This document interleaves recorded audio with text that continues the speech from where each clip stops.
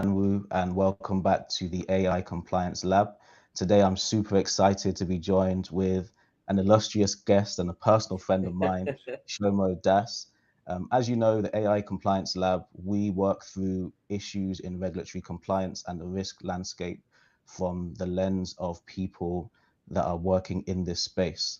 So, without further ado, I would like to hand over to Shomo, introduce yourself, tell the people what you do, and yeah, let's get into it. Yes, absolutely. Thanks so much for having me on, Omas. Have been looking forward to this conversation for some time. But to introduce myself, my name is Shomo Das. I'm the president and founder of Das Technology Partners, and we've been in the cybersecurity space now for 9 years. Time flies when you're having fun, right? And a lot has changed over the course of that time, especially with the advent of artificial intelligence and machine learning. And I know that we're going to be digging into that a little bit today. But thanks for having me on. Thanks so much for joining. And I guess from a chat KYC perspective, the one thing we always want to understand from people is how they're seeing AI transform their work. So I guess for you, first question would be, in your view now, 2026, what are kind of the top threats in the risk landscape kind of posed by AI in your opinion? Yeah, absolutely. Uh, I think the key reality that we need to come to terms with is that AI did not invent cybercrime, right? It's Mm, merely removed friction from it. The mm, biggest shift is not that attackers suddenly have different motives, right? They're still mm, after the same things. They still want money, they still want credentials, they still want mm, trust, they still want access to sensitive data. The biggest shift really is that AI is helping attackers to sound more credible. It's mm, helping them to move faster. It's helping them to operate at a speed and scale that's unprecedented. And there are a few different ways that they're doing that, right? It's really easy to think deep fakes at mm, first, right? But the reality is that day to day threats are oftentimes much more ordinary. Just mm, better emails, better impersonation, better timing, better context. The the traditional cyber threat that we hoist up, right, is just this phishing email, right? It's got all the little spelling mistakes, yeah. a Nigerian prince. Sorry, no, sorry, Omas. I did right. A Nigerian prince wants $1 million, right? That that Yeah. type of stuff. It's becoming much less relevant, right? AI is now helping attackers. They write in perfect English, even if they don't speak English themselves. It's helping them to mimic tones, localize language, reference actual business context, things that are going on at your company today, and they're able to do it really well. So now it's not necessarily the Nigerian prince asking you for $1 million. It's a CEO Yeah. asking their finance team to urgently send a wire. Mm. It's a fake customer support message that looks very real, right? So essentially, AI is making the scam look much less like a scam. Yeah, this is very interesting because in the compliance space, especially with onboarding, go back to deep fakes, that is like the biggest thing, kind of what people are talking about. Oh, look how realistic this looks, the videos. And obviously, that is a risk, but it's very interesting that you say actually the biggest threat is more ordinary in terms of phishing. Because even statistically, most exploits at least originate from that initial phishing email where you catch out an employee. And that is really super interesting because I guess going back to the example, you could be in a different country, whether that be Nigeria, somewhere in India. So wherever you are in the world, you can now use an LLM, nothing as maybe spectacular as what you see in the films, and say, write me a convincing email that is relevant to an employee working at a tier one retail bank in the UK and give it good context in your own language, whether speaking Hindi, Igbo, Yoruba, whatever language it is, translate this to English send it to this employee. Maybe they build an agent and they can fling out those emails, kind of hundreds, thousands in a day. And actually, what you said is very interesting because I've seen in terms of the chatter in the compliance space, there is a lot of focus on, wow, like these deep fakes are insane. And they are, but actually, from what you're saying, and the stats do support this, the threat landscape is still that phishing email. You need to make sure your employees don't click on that, don't fall for it, to double check, triple check. That's super Yeah. interesting. You bring up a really great point there, Almost. This isn't just a media problem. This is truly a trust and verification problem. The issue isn't just that someone can create a fake video. It's really that a voice or a familiar face, Yeah, communication style, it can no longer be taken as gospel. It can yeah, not be treated anymore as a proof of identity, because I can create a deep fake and have the exact same voice and the exact same appearance as your CFO. So yeah, the question is no longer about, does this look or sound like the person? The question is, really, have we verified this through a channel that the attackers do not have access to? And that's when, if I get an email from you, maybe I should call your phone and be like, hey, are yeah. you Is this asking me for this, right? So it's all yeah, about trust and verification. yeah. And I guess that kind of nicely moves on to the next point. I guess from a compliance perspective, especially when you're working on risk, a big part of it is controls, right? You identify the risk. What controls do you have in place? In your view, from what you're seeing with the work that you do at DAS Technologies, how well do you think businesses are responding to essentially having to have the correct controls in place to fight this new threat? As you said, it's not necessarily new, it's more the decreasing of friction and also the fact that you can move at an unprecedented speed. What's your views on how well people are reacting to this in terms of companies, firms? Well, it's hard to be perfect, right? But I, Yeah, I think that I think that what organizations are challenged with today is just where there's this intersection of trust and speed and authority, right? The riskiest moment is when a request appears to come from somebody trusted. it yeah, it carries time sensitivity, and it's asking somebody to bypass normal processes. And I think that's what organizations, we primarily support the public sector, right? But we see this in the commercial space as well. I think that's what organizations are really having trouble instilling in their culture, right? Because there's such an emphasis around speed, right? So yeah, when you get an email from a senior leader and they're asking you for an urgent wire, or a customer is asking compliance to rush onboarding because yeah, we need to go live, right? That's really where the the risk is, right? Most firms don't get breached because they don't have a compliance policy, right? They have a yeah, compliance policy, but they get breached because in one moment, someone just trusted the wrong signal. And I think the second reality, right, is just where it's so easy to get distracted by the shiny objects. And I think that a lot of firms out there are really worried about these very exotic sci-fi like AI risks, right?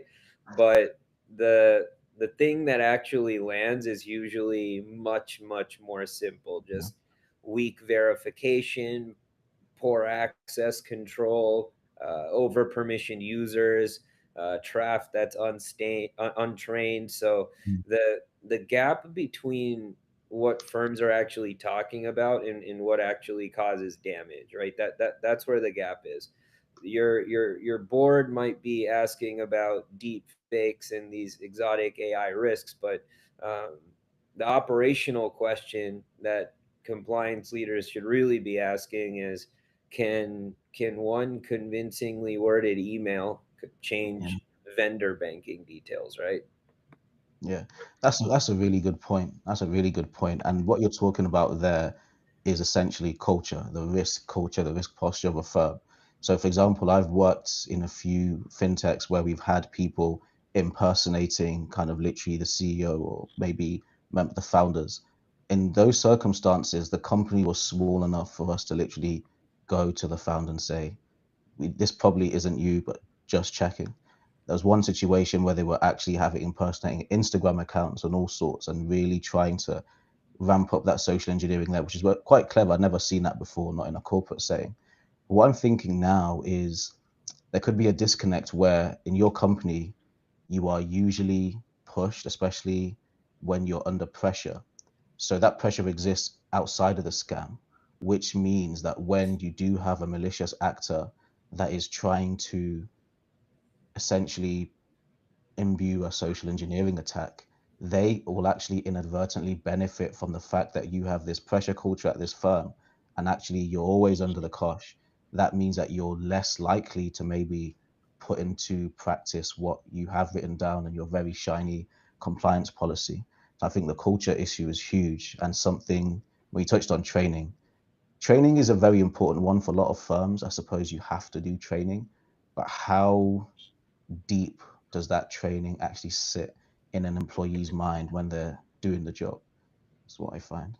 Well, we right annual fishing training. Everybody gets their email, and Yeah, after the Christmas holidays, it's like, hey, yeah, it's the new year, time to complete your annual fishing yeah. training. We got to check the box. Uh, Listen, annual fishing training is not enough, right? Agreed. Training needs to actually mirror the moments where people are actually getting targeted. There are exercises that are much more useful than these, click on things that look suspicious in this Yeah, email, right? Your finance team's training needs to be around fake vendor bank change requests. Your customer support teams cybersecurity training should be around a social engineering attempt, right? For the HR team, it could be a fake employee data request. Like we want to start to train muscle around actual scenarios and use cases that folks are going to experience, right? General training creates good awareness, sure, but scenario based training is really what helps end users to build a useful reflex to these scenarios. no, agreed, agreed. I think, yeah, you just go through the motions where you're given those tasks to do, and it's something you're just trying to tick box, not really taking it in. And that moves me on to my next point. In terms of how important humans are or your staff are in terms of protecting a firm from any of these malicious attacks, where does that sit for you? Here at Chat KYC, one thing we always talk about is the human centric approach to AI. AI is fantastic, but ultimately, if these things are deployed without well trained staff, in my opinion, they will fall short every single time. So curious to get your view on that. Yeah, I think the first thing we need to do is not uh, let's not frame employees as the problem, Yeah, right? I don't like saying people are the weakest link.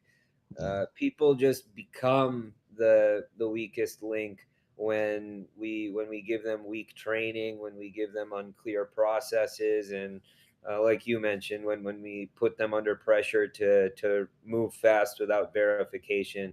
A better way to think about this is that employees should really become the first line of detection, not the easiest way in, right? We're not yeah, trying to turn every single one of your employees into a cybersecurity analyst. That's not realistic, but we do want to set a goal to make the risky request feel abnormal enough to them, just enough so that somebody pauses and slows down. And that's something you were mentioning earlier that got me ticking a little bit, right? We need to give people permission to slow down, yeah, right? A lot of fraud succeeds simply due to the fact that an employee feels the pressure to not be the person who slows the business yeah, down. So as a leader in business, right, you need to explicitly be giving your team permission to pause, to verify, to escalate. If you have this culture where you're punishing your team for slowing Mm. down an urgent request, the attacker has already won, and Yeah, they prey on that. yeah. No, that's a really really good point.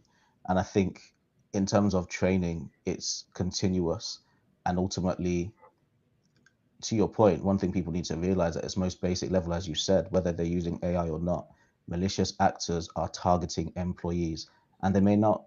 And you have to make sure, I guess, that every employee has at least a base level of awareness. So, as you said, they can pause.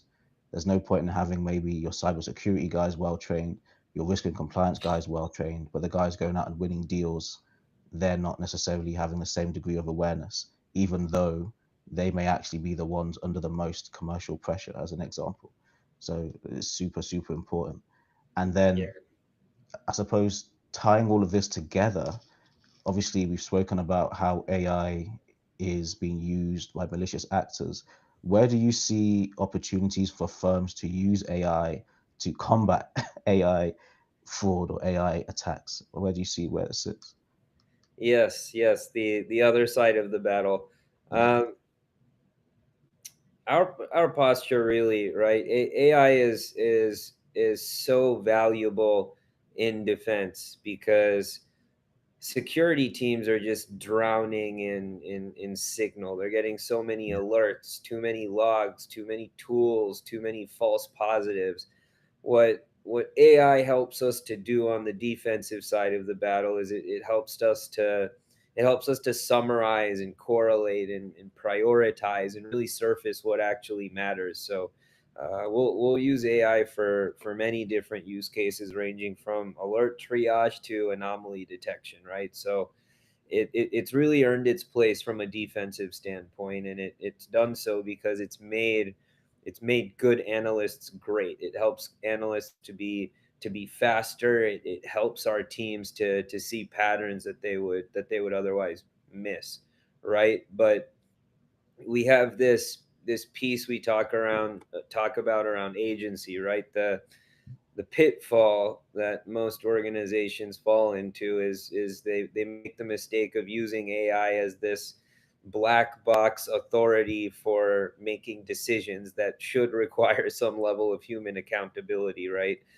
You should never automatically disable accounts without review. yeah. You should never let AI tools act across systems with very broad permission sets, right? So understand AI's place. It can recommend, it can prioritize, it can accelerate, but for material decisions, you actually need somebody in your organization that's going to own this outcome. It's a really interesting point. And I suppose in the work that you're doing from your client base, are you finding that you're having to push back a lot to firms, organizations saying, actually, let's dial this back? This is how AI should be deployed appropriately? Or are you finding that people are being more responsible with it from the first instance? I think it's easy to get excited, Mm. and I think it's key to just take a look at every use case and understand its inherent risk. What are the people's processes and technology that a particular AI use case is going to touch and impact? But just focus on the outcome, right? You want to put training wheels on the bike before you start riding it, and it's not absolute. It's not black and white. It's a spectrum. It's not a matter of should we should we use AI or not. It's about let's have a conversation around governance. Yeah. That's interesting, and that's what we advocate for here as well. It's not about saying to your board, okay, we have these amazing AI agentic flows implemented. What is your goal first? And then how do you see AI playing in that story? You touched on something else about accountability as well, which is super important. So, one thing that we are constantly shouting about here is you can deploy all the AI you want. If something goes wrong, if there's a breach, if you either breach your regulatory obligations or your obligations to your client, you will be held responsible as a firm, not the AI tools that you're using. So you should always have that in mind when you're implementing these tools. They should never be acting with absolute autonomy. I think with agentic technology, the whole initially in the general space, not so much in compliance, the excitement was, oh, you need minimal human intervention, which is the wrong way to think about it in my view. There's a risk there. This is to augment your existing staff, not to replace them. So it's the way I see Yeah, it. yeah. I think we've heard this mantra. Oh my gosh, are we all being replaced with AI? And I think we're a long ways away from that. At least from a security standpoint, because Yeah, there's such a critical component around context and judgment that an LLM just can't capture. yeah, agreed, agreed, agreed. At the end of the day, even the social engineering, it's called social engineering for a reason. Human beings are complex, and ultimately, until we're in an iRobot situation, I Right. think I think that we're all safe. One thing I want to touch on in terms of, let's say, because you work with organizations of all different sizes, how do you, what would your advice be to maybe a firm or a CEO or someone on the board sitting watching this, and they're thinking about how to use AI to beef up their security posture? Where would you advise them to begin? I know you've mentioned governance, but what would that look like practically, and how would that differ depending on the type of firm? Yeah, it really depends on your sector and what the key risks are, and ultimately we want to look at the three heads of people, process, and technology. Mhm. But really, our posture is that the best defense, right? It combines AI, process, and human judgment. Firms should absolutely be using AI to fight AI enabled threats. We're fighting fire with fire. Mhm. AI workflows are a huge component to the security platform that we've built at DOS Technology Partners. But the answer is never just another tool, Yeah. right? The answer is better detection. It's better verification. It's better employee training. It's better access control. It's better operating discipline, right? So you need to be focusing on all of the different buckets, right? The the firms that are handling this well, and the firms that are going to continue to handle this well, they're not going to be the ones that ban AI or start blindly adopting AI. They'll be the ones who actually take a deeper look to understand really where can trust be manipulated, and then start to build controls around those moments. That makes a lot of sense. And you touched on something really important there. For you to take the greatest and also safest implementation of AI, there's so many other parts of your process that needs to be in the best possible position for it to work. For example, your controls, even testing your controls. Okay, you have these controls in place. When was the last time you ran a test, whether a penetration test or really useful phishing exercise with your employees? Where were the gaps? And maybe where could AI supplement this, as opposed to trying to implement AI as a magic wand, which unfortunately is how AI is spoken about, at least a lot in the mainstream. It's this magical thing which will make all your problems go away, but it's a lot more complex than that.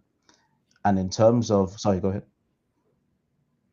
Oh, I was just gonna say, yeah, and the reality is, right, it's an arms race, and Yeah, and that's really the premise of this conversation that you've set up, is that AI is now on both sides of the fight, and yeah, we're fighting fire with fire, and attackers are using it. Attackers yeah, are using it. They're moving faster. They're sounding more believable. mhm, These are attacks. These attacks are becoming much more personalized and much more convincing. But we're using AI on the good side of the fight too, right? yeah, We're using it, but we need to be very careful to not treat it like a magic fix, right? So I mean, at the end of the day, a lot of cyber risk just comes down to asking yourself the question: can somebody make you believe something that's not true? And yeah. that's really what it boils down to. No, I love that. And I guess the one thing as we wrap up, that I'd like to leave people with, what you mentioned about training, I think, is super, super important. I don't think training and that development of your existing staff or your new staff is spoken about enough. As we are continuing this fight against malicious actors, ultimately your staff, in my opinion, my view, are your greatest asset, an even bigger asset than the AI tools that you have deployed. So firms really need to concentrate even more now on training staff, in my opinion, and how to use AI properly, how to detect when AI is used for these type of malicious attacks. And ultimately, for me, the firms that I see that will win in the mid to long term will be firms that combine that good AI deployment with a focus on that human excellence as well, human development, consistent training, as opposed to the one-off trainings where you just tick a checkbox and move on. What are Yeah. the closing thoughts from yourself? Yeah, absolutely. Just specific role-based training, right? Yeah, Compliance and cybersecurity intersect in such a meaningful way now. yeah, And it's all about taking a look at what people are actually doing and where risk is actually present in those day-to-day workflows. So it's not a one-size-fits-all approach. yeah, I'm totally with you there. And as threats are evolving, our response and defensive mechanisms and posture has to change and evolve as well. And we're getting better at it day by day. absolutely. Shomo, it's been an absolute pleasure. Thanks for coming on, and I'll be speaking to you soon. Have a good Yep. one. Hey, thanks for having me, chat KYC. Thank you, Omas. Thank you.